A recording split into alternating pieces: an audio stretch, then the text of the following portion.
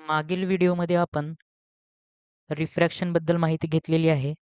त्यामध्ये आपण रिफ्रॅक्शनची डेफिनेशन बघितलेली आहे आणि लॉ ऑफ रिफ्रॅक्शनसुद्धा बघितलेले आहे. ठीक आहे. तर परीक्षेच्या दृष्टिकोनातून लॉ ऑफ रिफ्रॅक्शन तुम्हाला प्रिपेअर करून ठेवायचा आहे. 3 मार्क्ससाठी विचारला जातो. या व्हिडिओमध्ये आपण हा एक रेकॉर्डेड व्हिडिओ आहे. यामध्ये आपण रिफ्रॅक्टिव्ह इंडेक्स बघणार आहोत. ठीक आहे. की रिफ्रॅक्टिव्ह इंडेक्स म्हणजेच काय होते. तर बघा, the change in direction of light the change in direction of light ray while entering the different medium is different.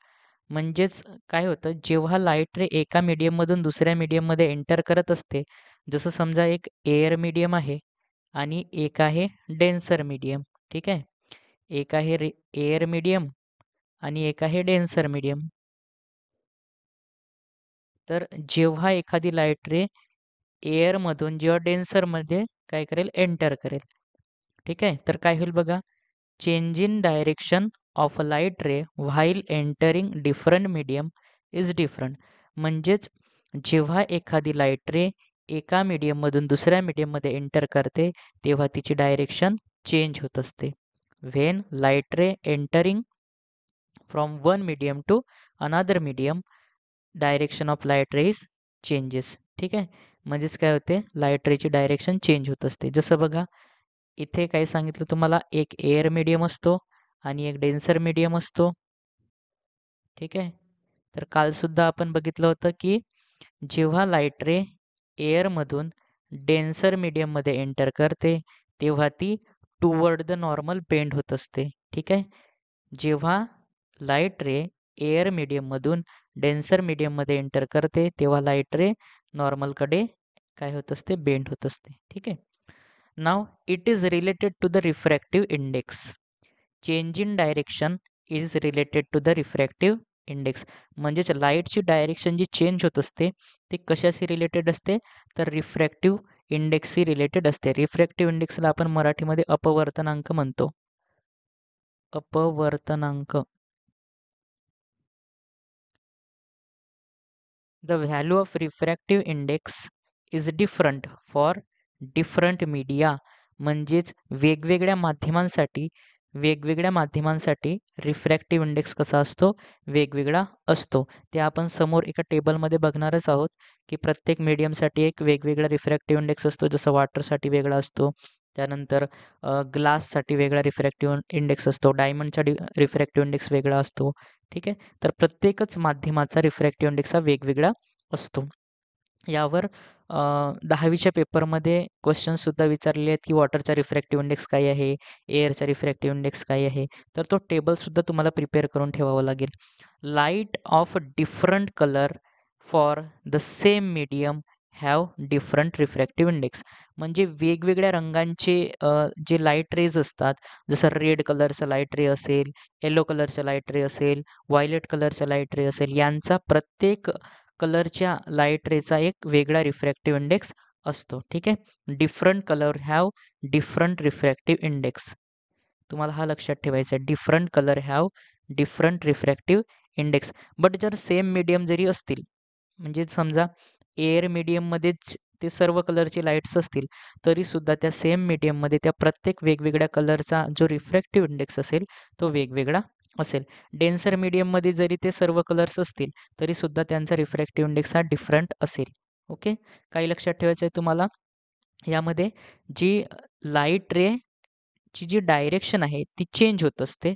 ती कशाशी रिलेटेड असते, ती रिफ्रॅक्टिव्ह इंडेक्सशी रिलेटेड असते. जेव्हा लाईट रे एका मीडियममधून दुसऱ्या मीडियममध्ये एंटर करते तेव्हा ती काय करते, डायरेक्शन चेंज करत असते. म्हणजे एकतर नॉर्मलच्या डायरेक्शनला बेंड होईल किंवा मग नॉर्मलपासून दूर जाईल. ठीक आहे. हे डिपेंड करते रिफ्रॅक्टिव्ह इंडेक्सवर. आणि वेगवेगळ्या मीडियमचा रिफ्रॅक्टिव्ह इंडेक्स हा वेगवेगळा असतो. Refractive index of different medium is different. म्हणजे वेगवेगळ्या मीडियमचा रिफ्रॅक्टिव्ह इंडेक्स वेगवेगळा असतो. Light of a different colour, वेगवेगळ्या रंगाचे जे लाईट रेज असतात त्यांचा सुद्धा रिफ्रॅक्टिव्ह इंडेक्स डिफरंट असतो. आता यामध्ये इम्पॉर्टंट आहे ॲब्सोल्यूट रिफ्रॅक्टिव्ह इंडेक्स म्हणजे काय होते. ठीक आहे. हे डेफिनेशन पाठांतर करायची ॲब्सोल्यूट रिफ्रॅक्टिव्ह इंडेक्सची. ॲब्सोल्यूट रिफ्रॅक्टिव्ह इंडेक्स म्हणजे काय होतं बघा, the refractive index of a medium with respect to vacuum.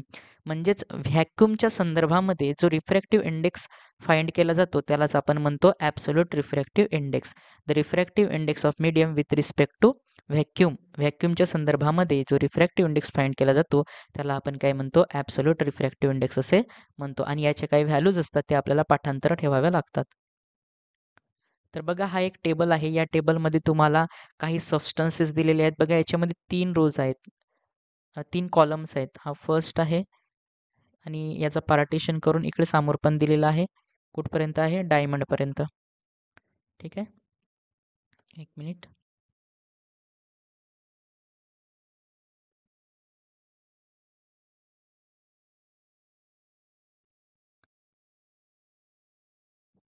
बघा, तर यामध्ये काय दिलेलं आहे, सबस्टन्स आणि त्याचा रिफ्रॅक्टिव्ह इंडेक्स.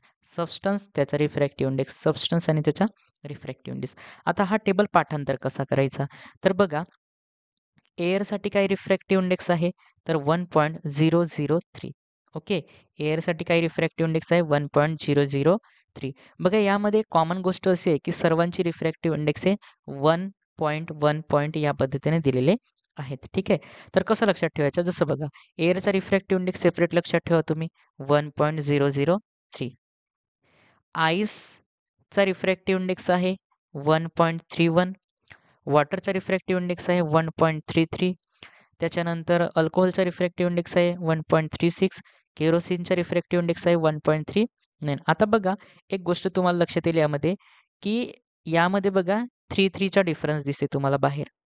म्हणजे डेसिमल पॉईंटच्या नंतर तुम्हाला 3चा डिफरन्स दिसतो. जसं बघा 1.33, यामध्ये बघा 1.36. ठीक आहे, आणि इथे बघा 1.39. म्हणजे यांच्यामध्ये जो डेसिमल पॉईंटच्या नंतरचा लास्ट डिजिट आहे त्यामध्ये 3चा डिफरन्स आहे. तर वॉटर, अल्कोहोल आणि केरोसिन या तिघांचा रिफ्रॅक्टिव्ह इंडेक्स तुम्हाला क्रमाने लक्षात राहू शकतो. वॉटरचा रिफ्रॅक्टिव्ह इंडेक्स 1.33, त्यानंतर अल्कोहोलचा रिफ्रॅक्टिव्ह इंडेक्स 1.36, त्याचबरोबर केरोसिनचा रिफ्रॅक्टिव्ह इंडेक्स आहे 1.39. ओके, तुम्हाला एअर आणि आईसचा सेपरेट लक्षात ठेवावा लागेल. एअरचा आहे 1.003 आणि आईसचा आहे 1.31. त्याचबरोबर आता इकडे पण बघा 1.46, 1.47 मीन्स 46 म्हणू. 46 रीड केला जात नाही, बट आता समजण्यासाठी आपण त्याला 46 म्हणू. ठीक आहे, आणि इथं किती आहे, 47. म्हणजेच जवळपास आहेत. याच्यामध्ये +1 होत आहे. ठीक आहे, म्हणजेच फ्युज्ड क्वार्ट्सचा जो आहे रिफ्रॅक्टिव्ह इंडेक्स तो आहे 1.46 आणि टर्पेंटाईन ऑइलचा जो आहे तो आहे 1.47. ठीक आहे, 1.46, 1.47. असेच जे जवळपासचे आहेत ते तुम्हाला लक्षात ठेवायचे आहेत पार्टिशन करून. जसं वॉटर, अल्कोहोल आणि केरोसिनला सोबत लक्षात ठेवायचं. त्यानंतर फ्युज्ड क्वार्ट्स आणि टर्पेंटाईन ऑइलचा सोबत लक्षात ठेवायचे. त्याचबरोबर बघा बेन्झीन आहे, क्राउन ग्लास आहे आणि रॉक सॉल्ट आहे. यामध्ये बघा जो बेन्झीन आहे त्याचा रिफ्रॅक्टिव्ह इंडेक्स आहे 1.50, त्यानंतर 1.52 आणि त्यानंतर 1.54. तर यामध्ये बघा या तिघांना तुम्ही सेपरेट लक्षात ठेवायचं, बेन्झीन, क्राउन ग्लास आणि रॉक सॉल्टला. ठीक आहे, तर यामध्ये बघा बेन्झीन आहे 1.50, क्राउन ग्लास आहे 1.52 आणि रॉक सॉल्ट आहे 1.54. ठीक आहे, या तिघांना तुम्ही सेपरेट लक्षात ठेवायचं. त्यानंतर बघा कार्बन डायसल्फाईड त्याचबरोबर डेन्स फ्लिंट ग्लास यांचा पण रिफ्रॅक्टिव्ह इंडेक्स जवळपास आहे 1.63, 1.66. इथे पण 3चा डिफरन्स आहे. ठीक आहे, तर कार्बन डायसल्फाईड आणि डेन्स फ्लिंट ग्लास यांचा सुद्धा तुम्हाला रिफ्रॅक्टिव्ह इंडेक्स लक्षात ठेवायचा आहे. ठीक आहे, यांना सोबत पाठांतर करायचा. त्यानंतर आहे रुबी, त्यानंतर आहे सफायर आणि डायमंड. आता याला कसं लक्षात ठेवायचं, तर बघा याला आपण काय म्हणू शकतो, या दोघांना एक शब्दामध्ये डिफाईन करू शकतो. म्हणजे आहेत तर वेगवेगळे, बट लक्षात ठेवण्यासाठी आपण त्याला म्हणू शकतो रुबी सफायर. काय म्हणू शकतो त्याला आपण, रुबी सफायर. या दोघांना आपण एकत्रित म्हणायचं रुबी सफायर.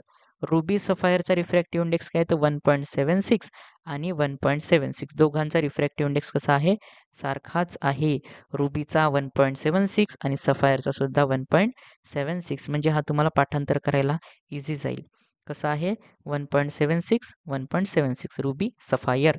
डायमंडचा बघा हा एकदमच डिफरंट आहे, हा 2 पॉईंट आहे. बाकी सर्व जे रिफ्रॅक्टिव्ह इंडेक्स आहेत ते 1 पॉईंट 1 पॉईंटमध्ये आहेत आणि डायमंडचा रिफ्रॅक्टिव्ह इंडेक्स हा 2.42 आहे. डायमंडचा रिफ्रॅक्टिव्ह इंडेक्स किती आहे? 2.42. ठीक आहे. तर अशा पद्धतीने तुम्हाला हे रिफ्रॅक्टिव्ह इंडेक्स पाठांतर करायचे आहेत, इम्पॉर्टंट आहेत. पेपरमध्ये तुम्हाला आतापर्यंत एअरचा रिफ्रॅक्टिव्ह इंडेक्स विचारण्यात आलेला आहे आणि वॉटरचा सुद्धा रिफ्रॅक्टिव्ह इंडेक्स विचारण्यात आलेला आहे. ठीक आहे. आस्क्ड. त्यानंतर आता आपण आणखी सामोरं जाऊ. हां. आता हा एक कन्सेप्ट इम्पॉर्टंट आहे. यामध्ये बघा, जेव्हा लाईट रे एका मीडियममधून दुसऱ्या मीडियममध्ये येत असते, तर त्याची व्हेलॉसिटी चेंजेस होत असते. ठीक आहे. आणि हे व्हेलॉसिटी चेंज होत असते, तर याबद्दल आपण इथं माहिती घेऊया. जसं बघा, V1 कन्सिडर करू आपण. Let V1 be the velocity of light in medium 1. V1 ही मीडियम 1 मध्ये असलेल्या लाईट रेची व्हेलॉसिटी आहे आणि V2 ही मीडियम 2 मध्ये असलेल्या लाईट रेची व्हेलॉसिटी आहे. ठीक आहे. V1 फर्स्ट मीडियम मधील लाईट रेची व्हेलॉसिटी, V2 सेकंड मीडियम मधील लाईट रेची व्हेलॉसिटी. जसं इथं मीडियम बघा, फर्स्ट मीडियम काय एअर आहे, सेकंड मीडियम आहे ग्लास. तर फर्स्ट मीडियम मध्ये V1 व्हेलॉसिटी, सेकंड मीडियम मध्ये V2 व्हेलॉसिटी. बघा इथे लिहिलेलं आहे V1 आणि हा आहे V2. काय म्हणते बघा, the refractive index of second medium म्हणजे दुसऱ्या मीडियमचा refractive index with respect to first medium. म्हणजे पहिल्या मीडियमच्या संदर्भामध्ये दुसऱ्या मीडियमचा रिफ्रॅक्टिव्ह इंडेक्स कसा लिहिला जातो? तर बघा, त्याला आपण लिहिताना कसं लिहितो? रिफ्रॅक्टिव्ह इंडेक्स एन ने डिनोट करतो, स्मॉल एन ने. बघा, बॉटमला आपण लिहिला 2, याचा अर्थ होते refractive index of the second medium. जो नंबर बॉटममध्ये लिहिलेला आहे त्याला आपण म्हणू refractive index of the second medium with respect to first. ज्याच्या रिस्पेक्टमध्ये, ज्याच्या संदर्भामध्ये लिहायचं आहे त्याला आपण टॉपवर लिहितो, म्हणजे वर लिहितो. ठीक आहे. Refractive index of the second medium with respect to first. याचाच अर्थ काय होते? याचा फॉर्म्युला काय आहे? हा एक रेशो आहे. कशाचा रेशो आहे? Velocity of light in the medium 1 that is V1 velocity of light in medium 2. म्हणजेच आपल्याला जर refractive index of second medium with respect to first medium काढायचा आहे, तर आपल्याला रेशो घ्यावं लागेल velocity of light in first medium to the velocity of light in second medium. ठीक आहे. आता याला लक्षात कसं ठेवायचं? लक्षात कसं राहील?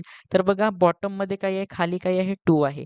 तर खाली बघा, डिनॉमिनेटरमध्ये velocity of light in second medium आहे. ठीक आहे. त्याच्यानंतर बघा, वर टॉपमध्ये काय लिहिलेलं आहे? 1 लिहिलं आहे. म्हणजेच वर काय लिहावं लागेल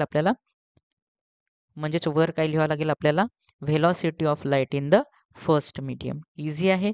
याला आपण शॉर्टमध्ये असं लिहू शकतो, refractive index of the second medium with respect to first medium is equal to velocity of light in first medium to the velocity of light in second medium. म्हणजेच हा काय झाला? एक रेशो तयार झाला. कशाचा? रिफ्रॅक्टिव्ह इंडेक्सचा. कोणता रिफ्रॅक्टिव्ह इंडेक्स? कोणाचा रिफ्रॅक्टिव्ह इंडेक्स? सेकंड मीडियमचा रिफ्रॅक्टिव्ह इंडेक्स, जो इथे बॉटममध्ये लिहिला आहे त्याचा रिफ्रॅक्टिव्ह इंडेक्स. ओके. त्यानंतर रिफ्रॅक्टिव्ह इंडेक्स ऑफ मीडियम 1 म्हणजे मगाशी आपण काय बघितला? Refractive index of second medium. या पद्धतीने लिहिलं होतं आपण. ठीक आहे. हा आहे refractive index of second medium. But आता काय लिहिलेलं आहे? तर refractive index of first medium with respect to second medium. म्हणजे आता दुसऱ्या माध्यमाच्या संदर्भामध्ये पहिल्या माध्यमाचा रिफ्रॅक्टिव्ह इंडेक्स काय आहे, अपवर्तनांक काय आहे, तो बघायचा आहे. तर बघा इथे हा बॉटममध्ये काय लिहिलेलं आहे? 1. याचा अर्थ हा कोणत्या मीडियमचा रिफ्रॅक्टिव्ह इंडेक्स आहे? फर्स्ट मीडियमचा रिफ्रॅक्टिव्ह इंडेक्स आहे. Refractive index of first medium with respect to second medium. म्हणजेच कसं लिहिणार? कोणता रेशो घेणार आपण? Velocity of light in the second medium that is V2 upon velocity of light in the first medium that is V1. ठीक आहे. First medium मधली velocity, second medium मधली व्हेलॉसिटी, हे दोन्ही रेशो तुम्हाला लक्षात ठेवायचे आहेत. आता बघा, ॲब्सोल्यूट रिफ्रॅक्टिव्ह इंडेक्स म्हणजेच काय होते? तर ॲब्सोल्यूट आपण डेफिनेशन सुद्धा बघितलेली आहे. ॲब्सोल्यूट रिफ्रॅक्टिव्ह इंडेक्स म्हणजेच काय होते? Refractive index of a medium, of any medium with respect to vacuum. व्हॅक्यूमच्या संदर्भामध्ये कोणत्याही मीडियमचा आपण रिफ्रॅक्टिव्ह इंडेक्स फाइंड केला तर तो काय असेल? ॲब्सोल्यूट रिफ्रॅक्टिव्ह इंडेक्स असेल. If the first medium is vacuum म्हणजे जर पहिला माध्यम जर व्हॅक्यूम असेल, then the refractive index of medium 2, that is second medium, is called the absolute refractive index and is written as n. त्याला आपण फक्त n ने दाखवतो. ॲब्सोल्यूट रिफ्रॅक्टिव्ह इंडेक्सला कशाने दाखवतो आपण? ओन्ली n लिहून दाखवतो. ओके. त्यानंतर बघा, हा सुद्धा इम्पॉर्टंट आहे. याच्यावर सुद्धा क्वेश्चन विचारला जाऊ शकतो. ठीक आहे. आणि ते जे तुम्हाला सांगितलेले आहेत हे ratio refractive index of first medium with respect to second, refractive index of second medium with respect to first, हा रेशो सुद्धा तुम्हाला लक्षात ठेवायचा आहे. न्यूमेरिकल सॉल्व्ह करताना कामात येतो. त्यानंतर बघा, refraction of light in different media म्हणजे वेगवेगळ्या माध्यमामध्ये लाईटचा रिफ्रॅक्शन कसा होतो ते आता आपल्याला बघायचं आहे. यामध्ये आपल्याला 3 कंडिशन बघायच्या आहेत. ही पहिली कंडिशन आहे, ज्यामध्ये बघा काय होत आहे, एक रेअरर मीडियम आहे आणि एक डेन्सर मीडियम आहे. म्हणजेच लाईट रे ही रेअरर मीडियममधून डेन्सर मीडियममध्ये एंटर होत आहे. When light ray passes from a rarer medium to a denser medium, it bend toward the normal. जेव्हा लाईट रे रेअरर मीडियममधून डेन्सर मीडियममध्ये एंटर होते तेव्हा ती कोणत्या डायरेक्शनला बेंड होते? तर टुवर्ड द नॉर्मल.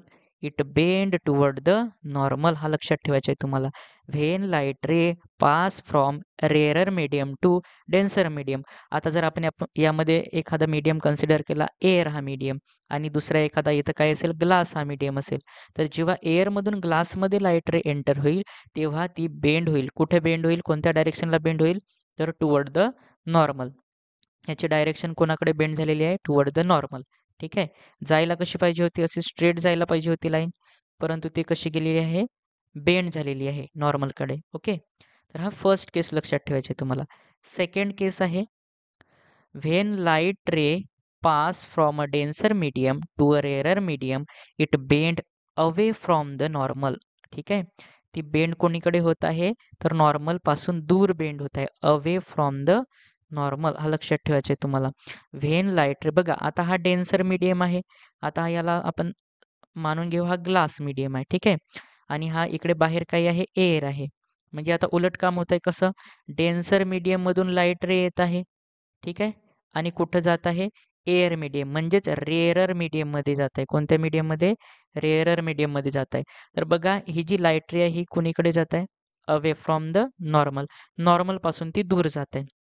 ही झाली सेकंड केस. ठीक आहे. त्यानंतर बघा, जेव्हा रेअरर मीडियममधून डेन्सर मीडियममध्ये लाईट रे येते, बट कशी? When light ray is incident normally. Normally म्हणजेच कशी? परपेंडिक्युलरली. नॉर्मली म्हणजेच कशी? परपेंडिक्युलरली. परपेंडिक्युलर. परपेंडिक्युलरली. ठीक आहे. जेव्हा एखादी लाईट रे नॉर्मली एखाद्या सरफेसवर काय होते? इन्सिडंट होते, boundary between the two media, it does not change its direction.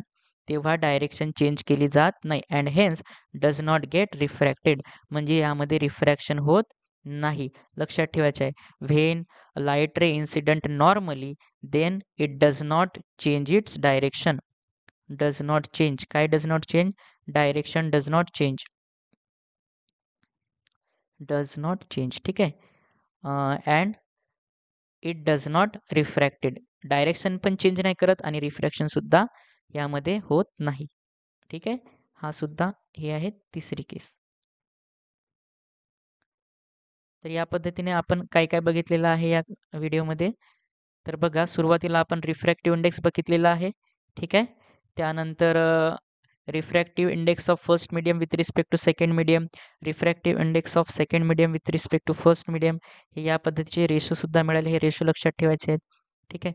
आता बघा, रिफ्रॅक्टिव्ह इंडेक्सबद्दल आणखी ॲडिशनल माहिती बघू आपण. जसं जसं बघा, जो रिफ्रॅक्टिव्ह इंडेक्स असतो हा डायरेक्टली प्रोपोर्शनल पण असतो, इन्व्हर्सली प्रोपोर्शनल असतो. म्हणजे कशासोबत डायरेक्टली प्रोपोर्शनल आणि इन्व्हर्सली प्रोपोर्शनल? तर बघा, जो रिफ्रॅक्टिव्ह इंडेक्स असतो, refractive index refractive index is directly proportional to refractive index is directly proportional to density of medium. लक्षात ठेवायचं आहे तुम्हाला. Refractive index is directly proportional to density of a medium. ठीक आहे. And refractive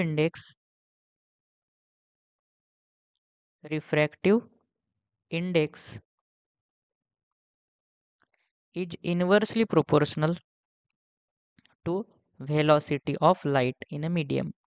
Velocity of light in a medium.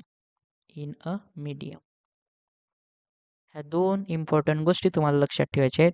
Refractive index is directly proportional to density of a medium and refractive index is inversely proportional to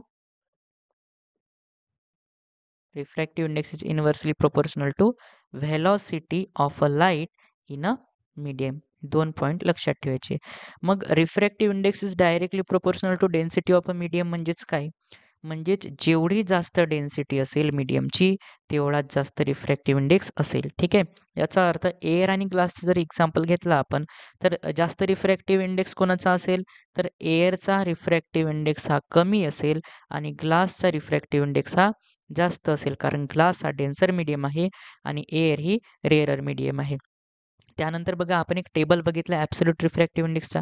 त्यामध्ये जसं water आहे, वॉटरचा refractive index हा कमी आहे आणि अल्कोहोलचा refractive index हा जास्त आहे, अल्कोहोल. ठीक आहे. बघूया आपण टेबलमध्ये. इंडेक्स कमी आहे आणि अल्कोहोलचा रिफ्रॅक्टिव्ह इंडेक्स जास्त आहे. वॉटरचा रिफ्रॅक्टिव्ह इंडेक्स 1.33 आहे आणि अल्कोहोलचा रिफ्रॅक्टिव्ह इंडेक्स आहे 1.36. ठीक आहे. तर जो मीडियम डेन्सर असतो त्याचा रिफ्रॅक्टिव्ह इंडेक्स कसा असतो? जास्त असतो.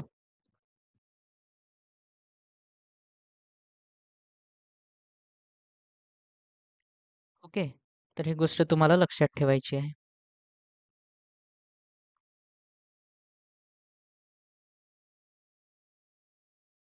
तर या क्लासमध्ये आपण इथंच थांबूयात. पुढील क्लासमध्ये आपण एकतर लाईव्ह घेऊ किंवा मग रेकॉर्ड करून मी तुम्हाला सेंड करणार. त्यामध्ये आपण पुढील बाबी बघूया. जसं ट्विंकलिंग ऑफ स्टार्स आहे. ठीक आहे. त्यामध्ये आपण काय बघणार? Twinkling of star. ठीक आहे. आणि त्यानंतर मिराज आहे. तर हे टॉपिक आपण नंतरच्या क्लासमध्ये बघूया.